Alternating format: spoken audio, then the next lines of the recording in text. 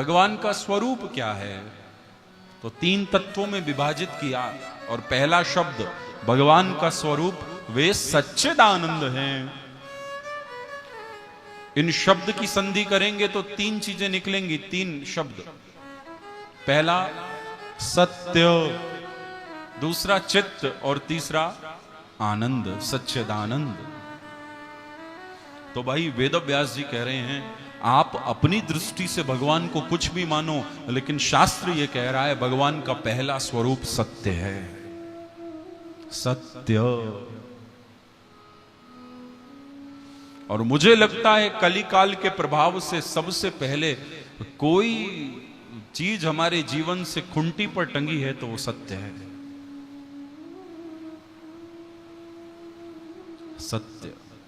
हम लोग अनायास झूठ बोलते हैं, कुछ भी करके कुछ भी बोलते हैं, लेकिन जीवन से सत्य भाग जाता है,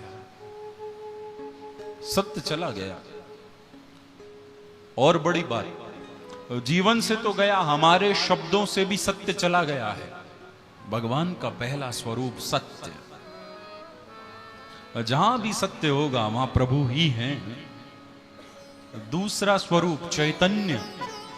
जहां भी चैतन्य है, जहां भी ज्ञान है, जहां भी चेतना का दर्शन है, वहां भगवान ही तो है। और तीसरा आनंद। आनंद। देखिए होता ऐसा है, हम सुख को और आनंद को एक ही मानते हैं। मैं कई बार ये बात कहता हूं, और ये हम सबके जीवन में बना ही रहता है। सुख और आनंद एक ही चीज है, ऐसा हम मानते हैं।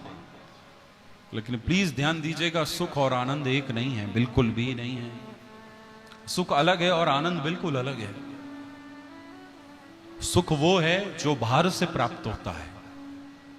ध्यान दीजिएगा, सुख वो है जो बाहर से प्राप्त होता है, किसी चीज से मिलता है। कभी खाने की लालसा हुई तो खाया तो सुख मिला, नींद आई सो गए तो सुख मिला। भाई दुनिया के पदार्थों से जो मिलता है उसे सुख बोला जाता है, और भीतर से जो मिलता है उसे आनंद बोला जाता है। ये आनंद उस स्थिति का नाम है, क्योंकि ये भगवान का स्वरूप है।